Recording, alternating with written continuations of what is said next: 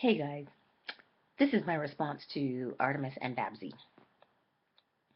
Um, Babbzy, I sensed your frustration when you wrote that post about allowing other people's beliefs to run your life and so on and so forth. Let me try and sum up as much as I possibly can in a short space of time and say, if we become aware of how the mind works, we will understand our true potential. Let me explain that a little bit. Let me peel a layer back. The subconscious mind does not care about the action that you do. It's non-discerning. It doesn't say good, bad, ugly, indifferent. It doesn't do any of that. It just simply, if you practice a particular thing, if you do it maybe a dozen times, your subconscious mind says, hey, you're doing this? Let me make you better at it. Now, some actions that we do and practice will either foster self-respect and dignity and self-confidence and self-esteem, or some activities that we practice will take away from those things, will take away from self-esteem and dignity and self-respect. So the question is, what activity are you practicing that your brain is going to make you awesome at?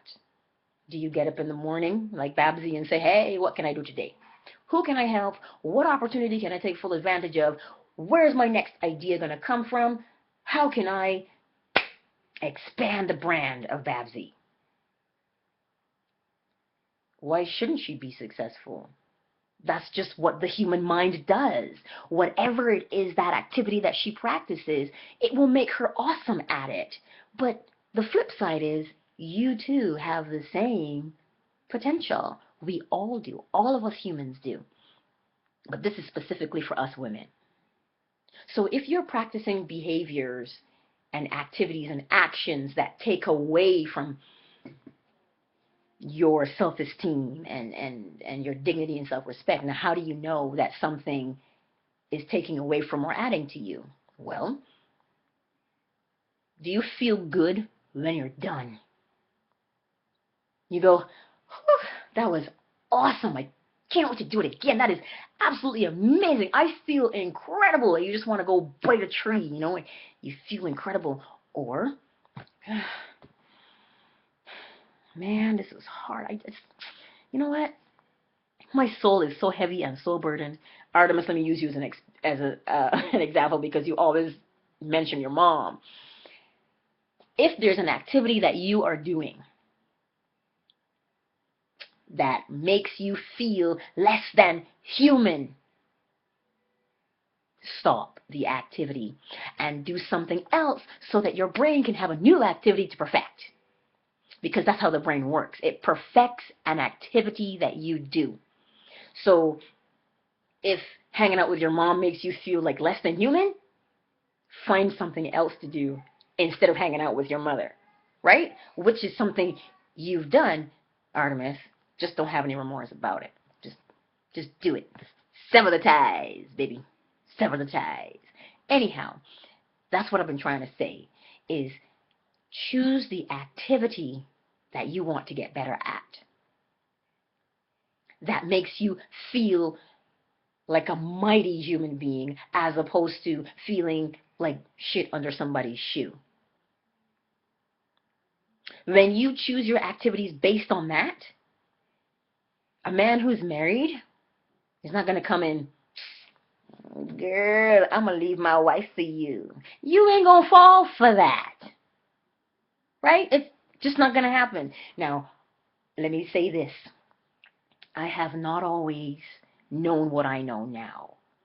I have done some questionable things in my past.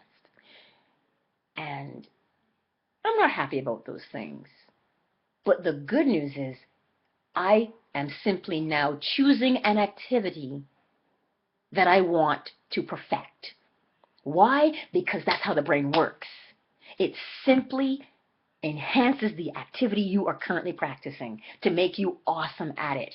So choose an activity that you want to do and become incredible at, but makes you feel like an uplifted human being and you can soar on any cloud, as opposed to choosing an activity that you're doing that makes you feel like shit under somebody's shoe. There's a difference. Consciously, you are aware of what that difference is. So that's what I wanted to say. We are simply creatures of habit because that is how we survive. So the brain will enhance the activity that you do on a repetitive basis. Simply do an activity that makes you feel as though you can soar above the clouds versus doing an activity that makes you feel like shit under someone's shoe. I have to leave it there for now. If you want to go a little bit deeper, ask a question and I'll make a video on that. Okay? Because I can't say any more than that. How do you stop comparing yourself with somebody? Easy. Every time you get the desire to compare yourself to somebody, mine was always, oh my God, my smile is not as nice as theirs. Look how straight it is. Well, my dentist let me know that my gap is 5 millimeters wide. So what do I do now? I smile all the time. Why? Because I appreciate, this is my smile, and I appreciate it. And I get compliments on it all the time. Before I didn't get compliments because I was busy looking at somebody else and comparing, oh, I don't have what they have. I simply started to practice a different activity that made me feel superhuman as opposed to subhuman. And with that, I bid you adieu.